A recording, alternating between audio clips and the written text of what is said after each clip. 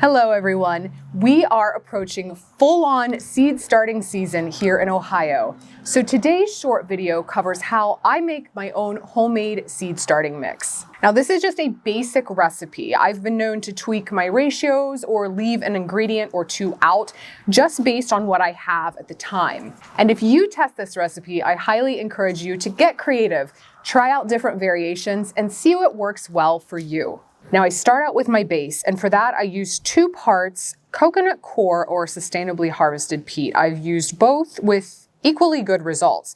I've also heard from folks who use things like leaf mold as their base with really good results. Today I'm using coir, and I'm starting with a coconut coir brick, so I have to let this soak in water for a bit.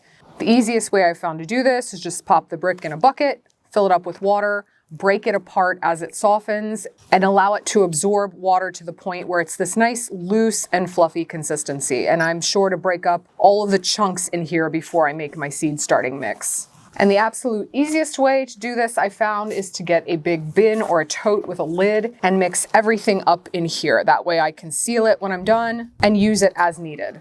So into my tote here, I'm adding my 2 parts of coconut coir. Next, I add 1 part vermiculite.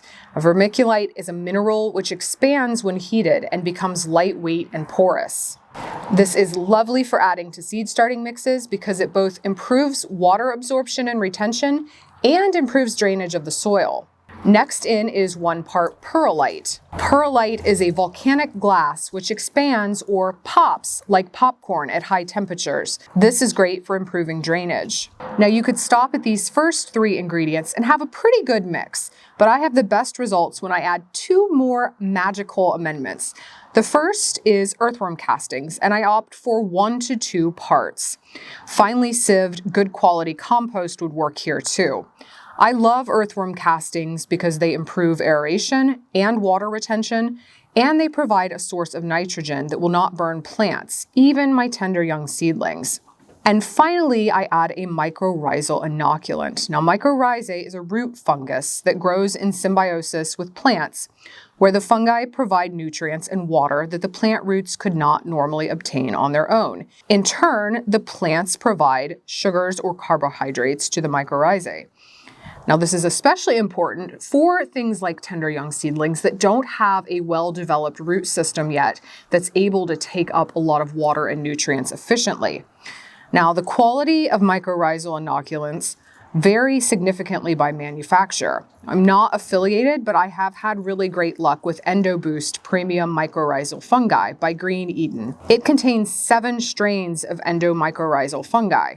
It also contains several other beneficial soil conditioners, beneficial fungi, and biostimulants. Now, if you choose to use something like Endoboost or another mycorrhizal product, just add to your seed starting mix as instructed on the packaging. In this case, it's 2 tablespoons per 5 gallons of soil.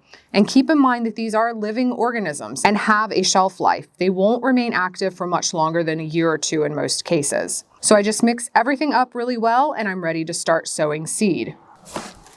Now, if you have your own version of a homemade seed starting mix, I'd love to try it out. Drop a line in the comments below and tell me about it. And if you found today's video helpful, please consider subscribing to my channel, Growfully with Jenna. Thanks for watching, and I'll see you next time.